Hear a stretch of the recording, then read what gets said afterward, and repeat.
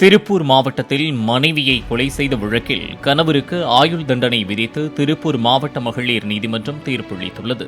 கருவம்பாளையத்தைச் சேர்ந்த மூர்த்தி என்பவர் கடந்த 2018ஆம் ஆண்டு வீட்டில் இருந்த மனைவி கோமதி மற்றும் மாமியார் ஜோதியிடம் மதுபோதையில் தகராறு செய்து இருவரையும் கத்தியால் குத்தியதாக போலீசார் தெரிவித்தனர்.